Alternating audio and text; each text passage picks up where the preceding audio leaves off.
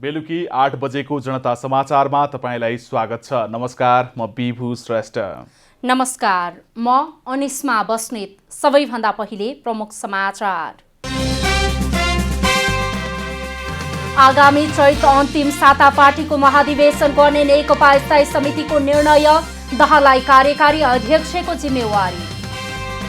प्रदेश 2 सरकारको मूल्याङ्कन भइरहेको जसपा अध्यक्ष उपेन्द्र यादवको भनाई, आवश्यक परे सरकार परिवर्तन गर्ने संकेत। नेपालमा हालसम्मकै उच्च कोरोना संक्रमण, काठमाडौँ उपत्यकामा 1 को मृत्युसँगै 696 जनामा संक्रमण। अफगानिस्तानमा जारी द्वन्द्व अन्त्यका लागि भोलि तालिबानी विद्रोही समूहसँग वार्ता हुँदै स्थायी शान्ति कायम हुने विश्वास। र प्रथम कागेश्वरी मनोहरा भर्चुअल ताइक्वान्डो राष्ट्रिय खुला पुम्से प्रतियोगिता गरिँदै महिला र पुरुष गरी 11 विधामा प्रतिस्पर्धा हुने।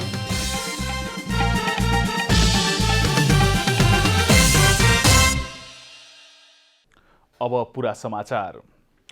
भक्तपुरको मध्यपुर थिमी नगरपालिका 9 नेकोसेरामा एकै परिवारका 3 जना मृत फेला परेका छन्।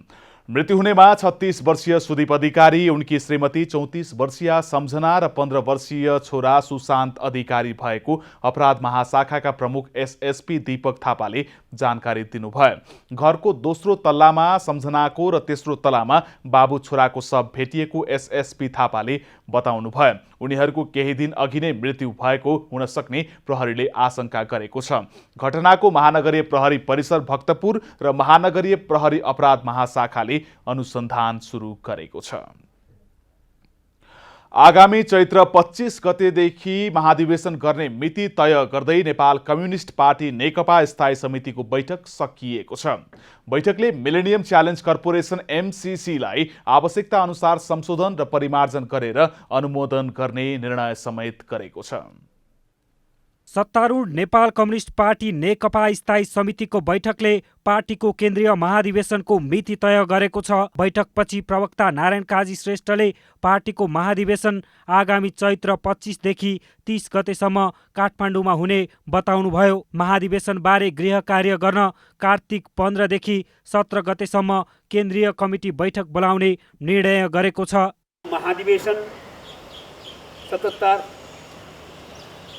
चैत्र 25 देखि 30 गतेसम्म आयोजना गर्ने काठमाडौँमै निर्णय गरिएको छ र त्यसको तयारीसँग सम्बन्धित कामहरूलाई अगाडि बढाउन यही 77 साल कार्तिक 15 देखि 17 गतेसम्म पार्टी केन्द्रीय कमिटीको बैठक बस्ने पनि निष्कर्ष निकालिएको छ। बैठकले अध्यक्षद्वय अध्यक्ष केपी शर्मा ओली र पुष्पकमल दाहालको कामबारे कार्यविभाजन गरेको छ। अध्यक्ष एवं प्रधानमन्त्री केपी शर्मा ओलीलाई सरकार सञ्चालन र कार्यकारी अध्यक्षको जिम्मेवारी पुष्पकमल दाहाललाई दिने निर्णय गरेको छ।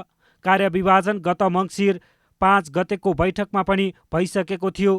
गत असार 10 देखि सुरु भएको समिति बैठक पटक पटक अवरुद्ध हुँदै शुक्रबार सकिएको हो। नेकपा बैठकले मिलेनियम च्यालेन्ज कर्पोरेसन एमसीसीलाई आवश्यकता अनुसार संशोधन र परिमार्जन गरेर अनुमोदन गर्ने निर्णय समेत गरेको छ। वरिष्ठ नेता झलनाथ खनाल नेतृत्वको कार्यदलको सुझावलाई ध्यानमा राखेर गहन छलफलपछि संशोधनसहित प्रक्रिया अगाडि बढाइने निर्णय भएको प्रवक्ता श्रेष्ठले जानकारी दिनुभयो। एमसीसीको हकमा यसलाई आवश्यकता अनुसार संशोधन र परिमार्जन गरेर अनुमोदन गर्ने निर्णय निकालेको छ। अध्यक्षद्वय ओली र दाहालले संक्षिप्त सम्बोधन गर्दै स्थायी समिति बैठक समापन गरिएको हो। उहाँहरूले यस बीचमा भएका उतार चढावबाट शिक्षा लिँदै पार्टीलाई नयाँ उचाइको एकता र सङ्कल्पसहित अगाडि बढाइने प्रतिबद्धता जनाउनु भएको थियो। बैठकले लिम्पियाधुरा, लिपुलेक र कालापानीको अतिक्रमित भूभाग सहितको नयाँ नक्सा जारी गर्ने, संविधान संशोधन गर्ने कार्य गरेकोमा सरकारलाई धन्यवाद दिएको छ। यसैगरी कोभिड-19 नियन्त्रण, रोकथाम र उपचारमा सरकारले बढाएका योजनालाई सकारात्मक लिँदै बैठकले थप प्रभावकारी कार्य गर्न आग्रह गरेको छ। बैठकमा वरिष्ठ नेता माधव कुमार नेपाल, झलनाथ खनाल लगायत 13 जना नेताहरूले आफ्नो धारणा राख्नु भएको थियो। क्यामेरामा जेपी श्रेष्ठ र साजन थापाका साथ अभिषेक सापकोटा, काठमाडौँ। नवगठित जनता समाजवादी पार्टी नेपालको अध्यक्ष उपेन्द्र यादवले तत्कालै नभए पनि प्रदेश 2 सरकार फेरबदल हुन सक्ने भने संकेत गर्नुभएको छ। अध्यक्ष यादवले प्रदेश 2 सरकारको मूल्याङ्कन कोरोना भाइरसको संक्रमण नियन्त्रणमा खेलेको भूमिकामा पनि निर्भर हुने बताउनु भएको छ।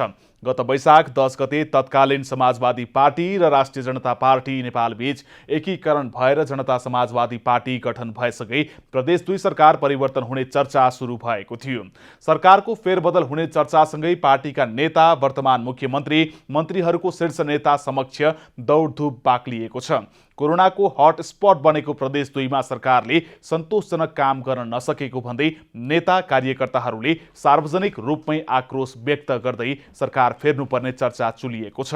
यता पार्टी अध्यक्ष उपेन्द्र यादवले सरकारको मूल्याङ्कन भइरहेको र परिस्थिति अनुकूल सहज भएपछि त्यहाँको कामकाजको मूल्याङ्कन गरी फेरबदल हुन सक्ने संकेत गर्नु भएको हो।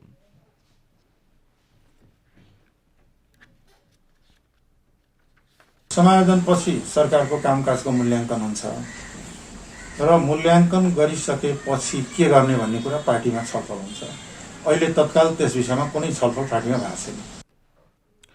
अध्यक्ष यादवले कोरोनाको महामारी नियन्त्रणका लागि लागू गरिएको निषेधाज्ञाका कारण सोचे जस्तो गतिविधिहरू हुन नसके पनि समायोजनको कामहरू बिस्तारै अगाडि बढिरहेको बताउनुभयो।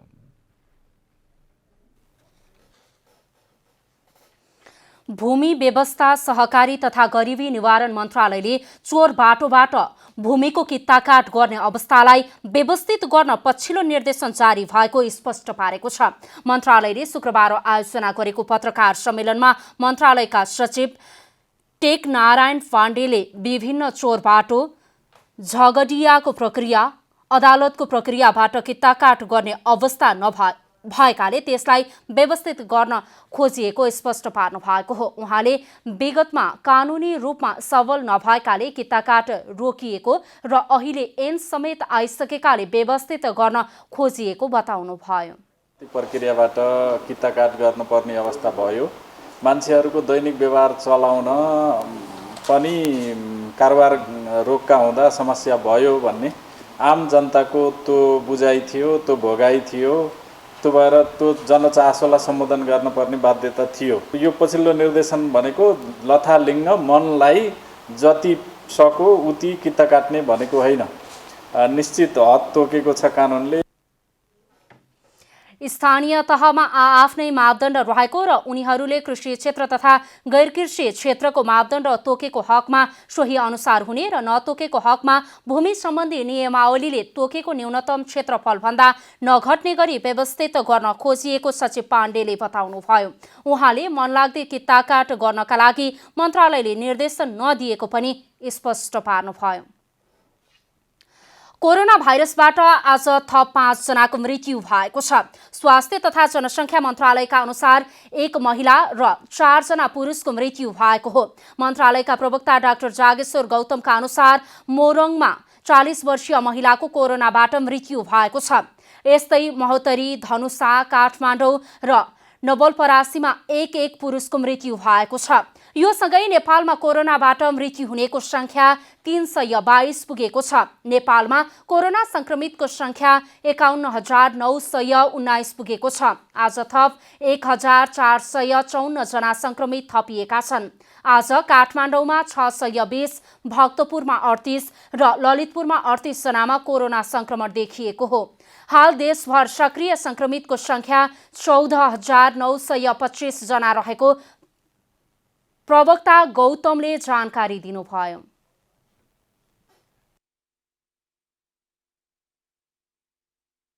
देशभरि जम्मा सक्रिय संक्रमितहरूको संख्या 14,925, संस्थागत आइसोलेसनमा रहनुभएका व्यक्तिको संख्या 8,291। गत 24 घण्टामा संक्रमितको संख्या 1,454 रहेको छ। क्वारेन्टाइनमा रहनुभएका व्यक्तिहरूको संख्या 6,078 छ। यसैगरी संस्थागत आइसोलेसनमा 8,291 र होम आइसोलेसनमा 6,634 रहेका छन्। देशका विभिन्न अस्पतालका आइसियुमा 170 जना र भेन्टिलेटरमा 25 जना संक्रमित उपचाररत रहेको तथ्याङ्क छ। आज 972 जना संक्रमित निको भएर घर फर्किएसँगै कुल निको हुनेको संख्या 36,672 पुगेको छ। पछिल्लो 24 घण्टामा 10,701 जनाको PCR परीक्षण भएको स्वास्थ्य मन्त्रालयले जनाएको छ। काठमाडौँ उपत्यकाका सांसदहरूले कोरोना नियन्त्रणका लागि भए गरेका कामको अनुगमन गर्न संसदीय समिति गठनको माग गरेका छन्। विश्वव्यापी महामारीका रूपमा फैलिएको कोरोनाका कारण उपत्यका लगायत देशभरिको जनजीवन प्रभावित बनेको भन्दै सांसदहरूले सभामुख अग्निप्रसाद सापकोटालाई भेटेर छुट्टै संसदीय समिति गठनको माग गरेका हुन्। अहिलेको अवस्थामा संसदमा रहेका समितिहरूको छुट्टा छुट्टै बैठक बसेर आवश्यक निर्णयहरू भए पनि प्रभावकारी नदेखिएकाले छुट्टै समिति गठनका लागि माग गरिएको सांसद भीमसेन दास प्रधानले बताउनुभयो। संसदभित्र पनि थुप्रै समितिहरू 16वटा समिति छ। ती समिति भनेको एउटा चाहिने नियमित बैठक बस्ने होइन, मन्त्रालयसँग आबद्ध भएका समिति छन्, संयुक्त समिति छन्।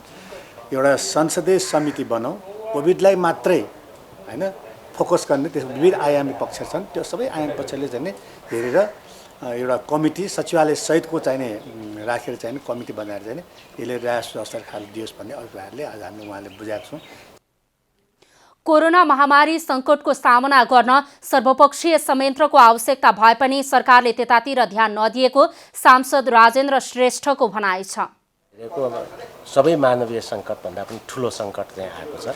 यो सङ्कटलाई सामना गर्नका लागि हामीले सुरुदेखि नै सर्वपक्षीय एउटा राजनीतिक समिति बनोस्, उच्च स्तरीय समिति बनेर त्यसले व्यवस्थापनको काम, अनुगमनको काम र त्यो सँगसँगै भावी योजना जसलाई चाहिँ मुकाबिला गर्ने योजना बनाउने गरी बनाऊँ भन्ने कुरा राखेका थियौँ। त्यो स्वीकार नगरिएको सन्दर्भमा अब कमसेकम संसदबाट यस्तो कामका लागि चाहिँ अग्रसर हुनु पर्यो। भेटपछि सभामुख सापकोटाले ऐन नियममा टेकेर सबै दलहरूको सहमतिमा संसदीय समिति निर्माण गर्ने प्रक्रिया अगाडि बढाउने प्रतिबद्धता व्यक्त गर्नुभएको सांसदहरूले जानकारी दिएका छन्। निजामती कर्मचारी अस्पतालका स्वास्थ्य कर्मीहरू सरकारी कर्मचारी सरहको सेवा सुविधा उपलब्ध नभएको भन्दै आन्दोलित भइरहेका छन्। सरकारद्वारा सञ्चालित सरकारकै निकायको रूपमा स्थापित अस्पतालका अधिकांश कर्मचारी करारमा रहेको र सेवा सुविधा पनि लामो समयदेखि न्यून रहेको भन्दै स्वास्थ्यकर्मी र कर्मचारीहरूले दैनिक विरोध प्रदर्शन गर्दै आएका छन्।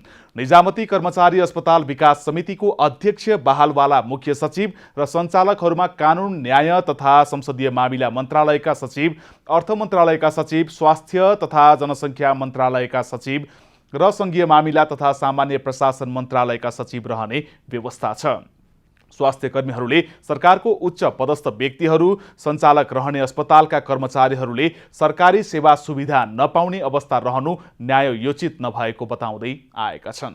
10 वर्षदेखि साथीहरू कन्ट्र्याक्टमा छन्। त्यो कन्ट्र्याक्टमा पनि कसैले टिका लाएर यहाँ जागिर खानलाई लिएर आएको होइन।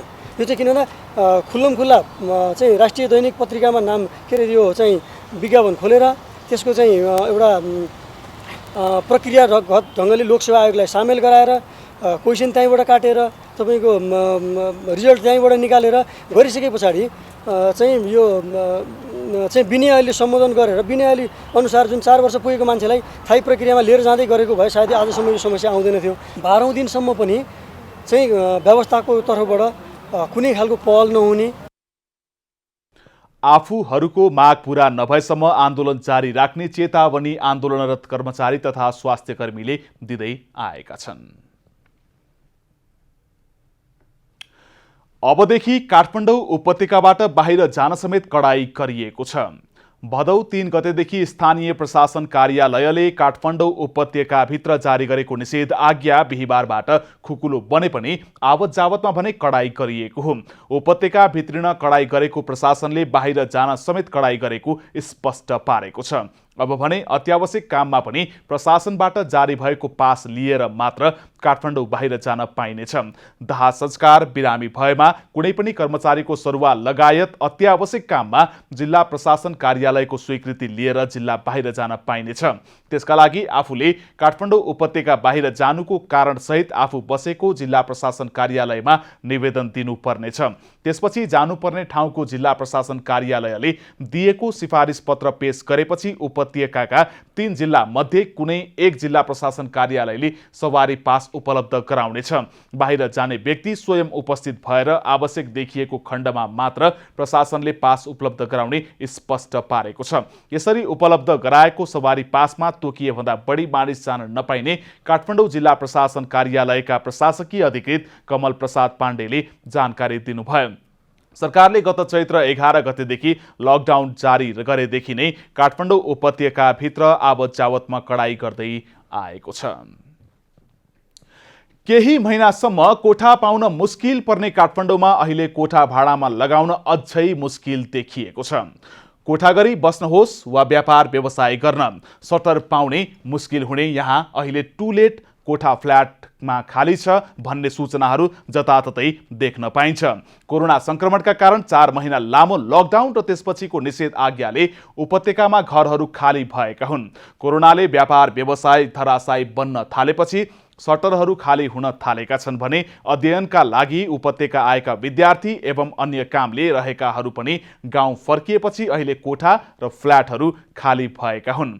होटल, रेस्टुरेन्ट, होस्टलदेखि अधिकांश व्यवसाय गर्ने व्यवसायीले व्यवसाय नै बन्द गरेर घर खाली गराएका छन्।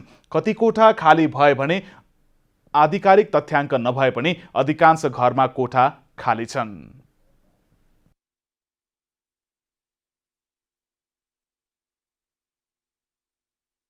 जहिले काठमाडौँमा कोरोना नियन्त्रण भएर अनिखेर काठमाडौँ बाहिरका मानिसहरूको आवत जावत सहज भएपछि मात्रै यसको समस्या समाधान हुन्छ।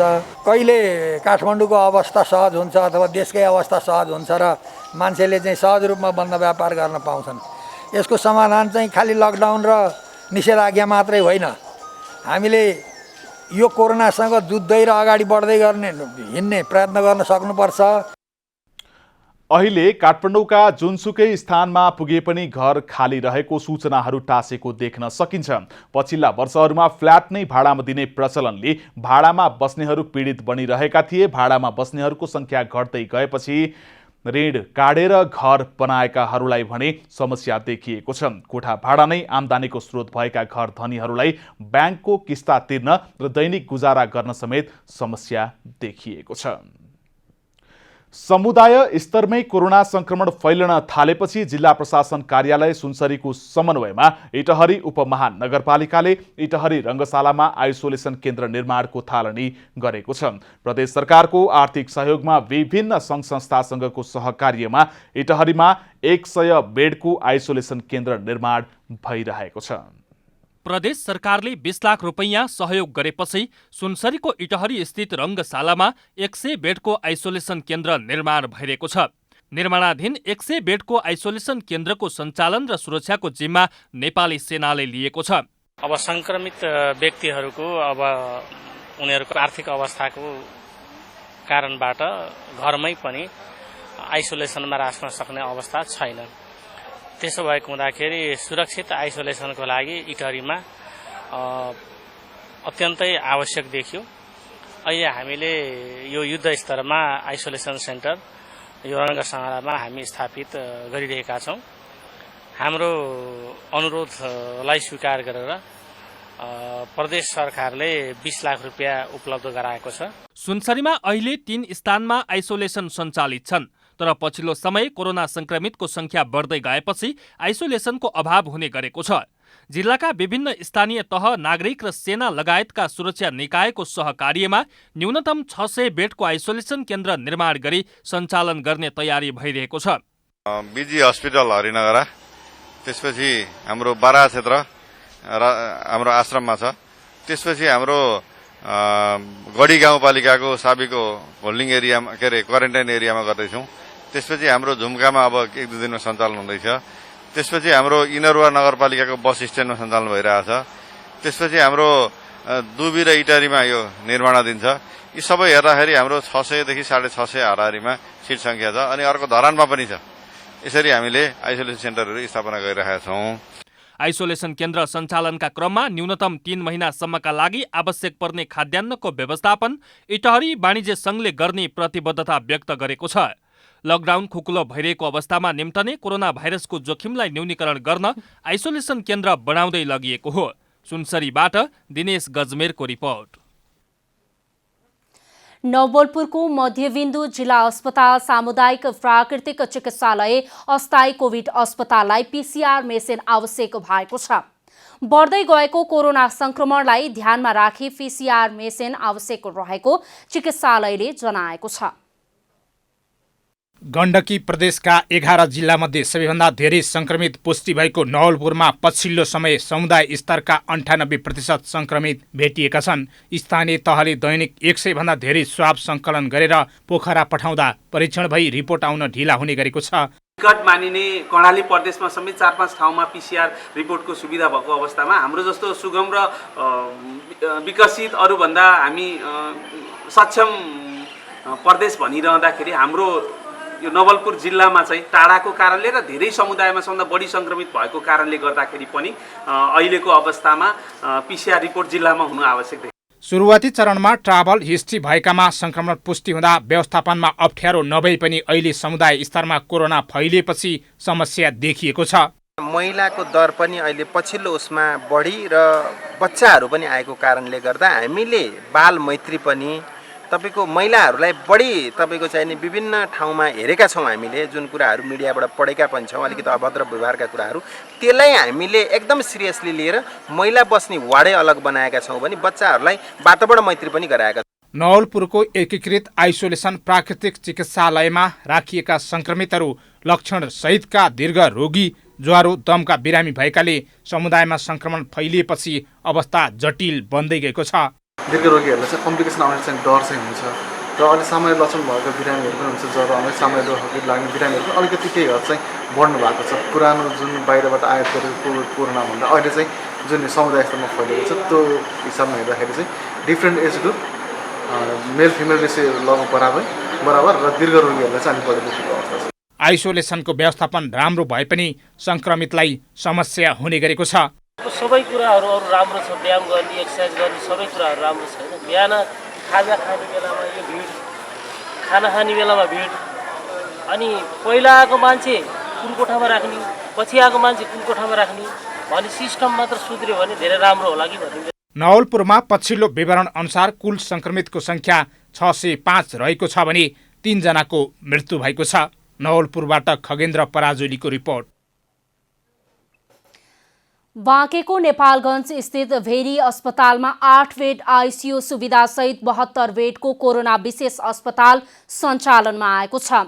खजुरा स्थित सुशील प्रखर क्यान्सर अस्पतालमा रहेको कोरोना विशेष अस्पतालमा बेड अभाव भएपछि भेरी अस्पतालमा कोरोना विशेष अस्पताल सञ्चालनमा ल्याइएको हो। बढ्दै गएको कोरोना संक्रमणलाई कम गर्न र बिरामीलाई राख्न अब केही सहज हुने भएको छ। भेरी अस्पतालले विगत 4-5 महिनादेखि कोरोनाको लागि खजुरालाई लिएर सेवा दिँदै आएको छ। तर त्यो सेवालाई हामीले किन यता सार्यौँ त? त्यो सेवा दिनलाई विभिन्न टेक्निकल अप्ठ्यारोको कुरा भयो। किनभने सबै चिकित्सकहरू, सबै विशेषज्ञहरू भेरी अस्पतालको हरेक पालो गरेर खजुरामा गयो भने जनशक्तिको अभाव हुन्थ्यो र हाम्रो काम पनि राम्रो हुन सक्थ्यो। खजुरामा रहेको कोभिड अस्पतालको सफलतापछि भेरीमा निर्माण गरिएको हो, जसले धेरै बिरामीहरूलाई सेवा प्रवाह पनि गर्यो र यहाँ वरिपरि रहेका लाखौँ जनसमुदायहरूलाई त्यस्तो केही भयो भने त्यहाँ अस्पताल छ, कोभिड अस्पताल छ, त्यहाँ उपचार हुन्छ भन्ने एउटा कन्फिडेन्सको म्यासेज पनि प्रसार गर्यो र हामीले धेरै अभ्यास गर्यौँ र धेरै प्रकारका अनुभवहरू हासिल गर्यौँ। प्रदेश सरकारको तर्फबाट पनि हामीले यो सङ्घको अस्पताल हो, त्यसले नै गर्छ, भएर पनि प्रदेश सरकार बसेन र अस्पतालका स्वास्थ्यकर्मी, चिकित्सक सबैले यो प्रदेश सरकारको काम हो उसको योजना हो, हाम्रो भएन। बाँकेमा कोरोना संक्रमितको संख्या 1364 पुगेको छ, जसमा 970 जना घर फर्किएका छन् भने 8 जनाको मृत्यु भएको छ। अब आर्थिक समाचार।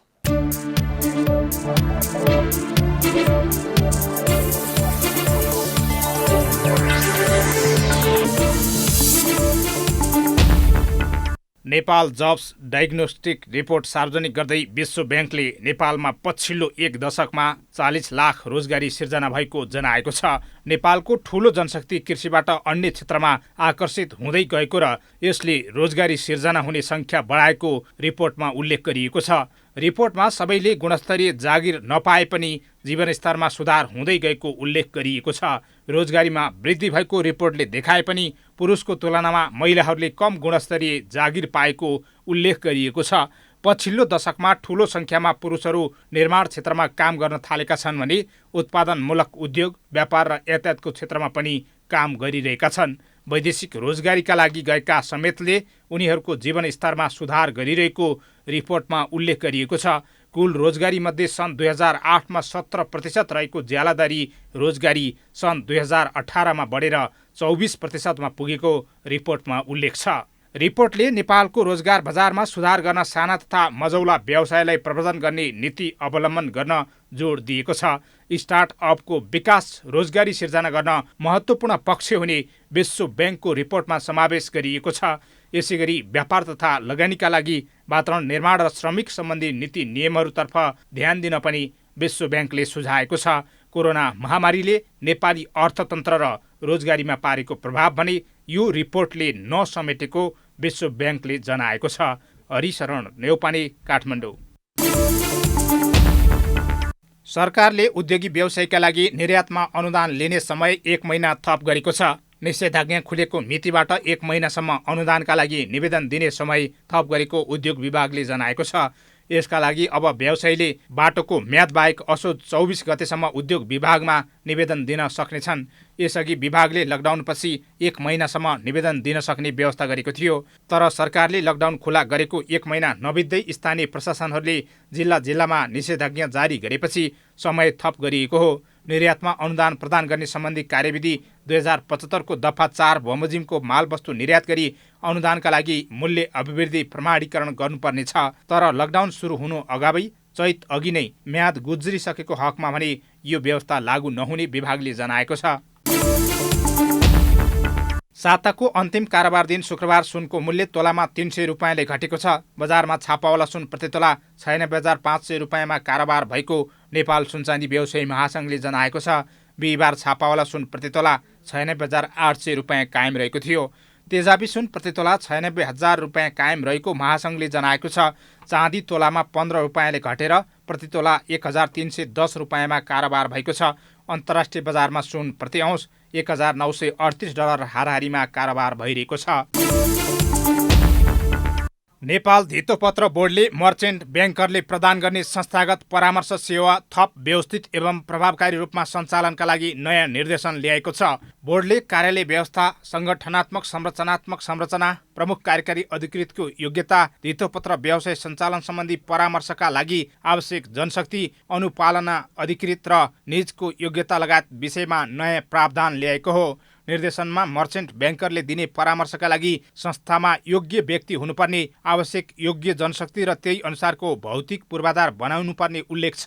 मर्चेन्ट ब्याङ्कर्सको प्रशासनिक नियमावली, कर्पोरेट एडभाइजरी पोलिसी, कर्मचारी आचार संहिता लगायत नीतिगत काम गर्नुपर्ने निर्देशनमा उल्लेख छ। बोर्डले आगन्तुक प्रतीक्षा, ग्राहक सेवा, स्टोर, सूचना प्रविधिसहित व्यवसाय सञ्चालन सम्बन्धी कार्य सञ्चालन गर्न छुट्टा छुट्टै कक्ष भएको कम्तीमा 1000 वर्ग फिट क्षेत्रफलको कार्यस्थल बनाउनु पर्ने जनाएको छ।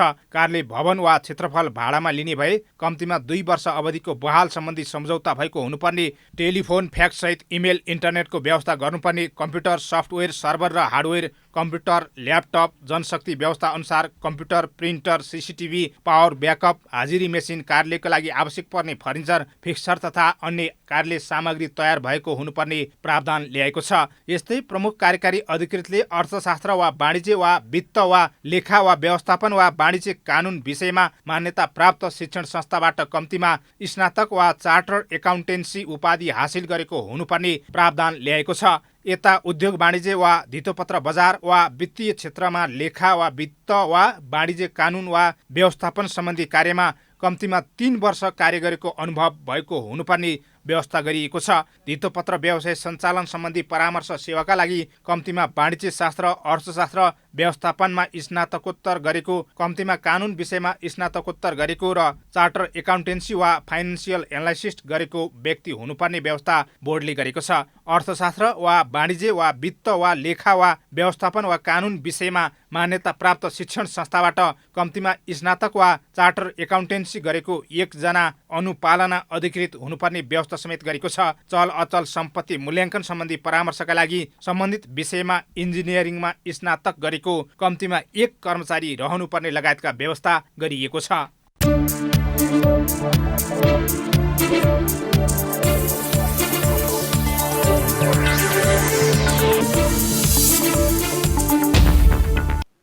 अब खेलकुद समाचार।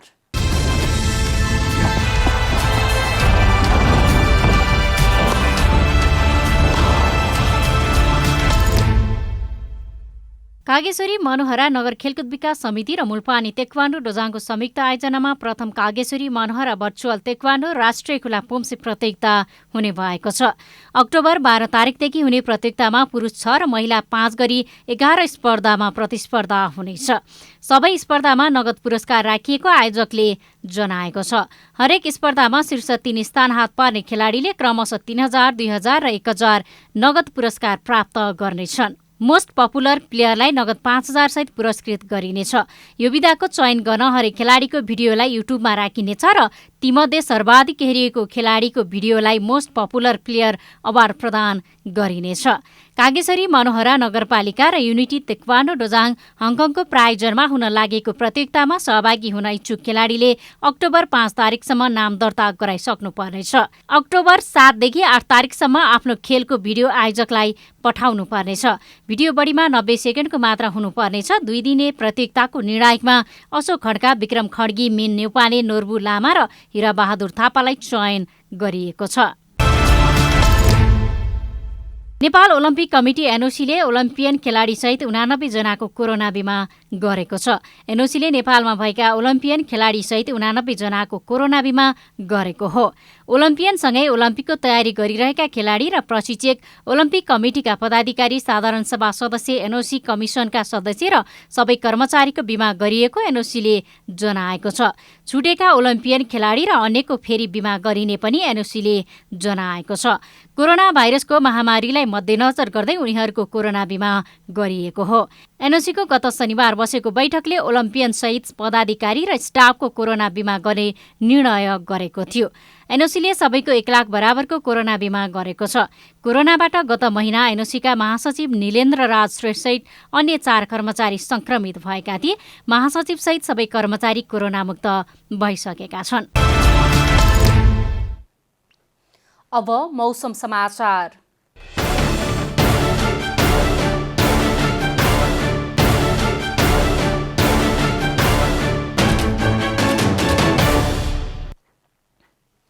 आज दिनभरि मौसम सामान्यदेखि पूर्णतया बदलिरही अधिकांश स्थानमा वर्षा भयो। आज राति देशभर मौसम सामान्यतया बदलिरही केही स्थानहरूमा मेघगर्जन र चट्याङसहित हल्कादेखि मध्यम वर्षाको सम्भावना रहेको जल तथा मौसम पूर्वानुमान महाशाखाले जनाएको छ। प्रदेश 1, बागमती प्रदेश र प्रदेश 5 का 1-2 स्थानमा भारी वर्षाको सम्भावना रहेको छ। अब देशभरिका विभिन्न स्थानको मौसम सम्बन्धी थप विवरण।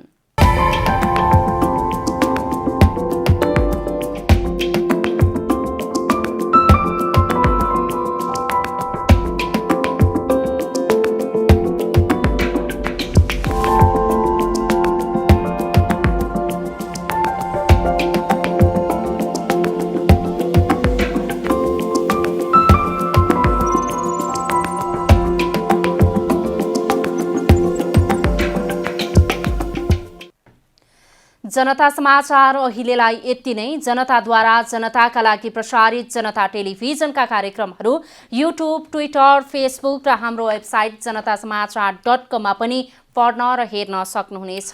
सूचनामा तपाईँको सहभागिता, समयमा समाचार हाम्रो प्रतिबद्धता। कोरोना भाइरसको संक्रमणबाट बच्न नियमित रूपमा हात धुऔं, भिडभाडबाट टाढै रहौं। नमस्कार।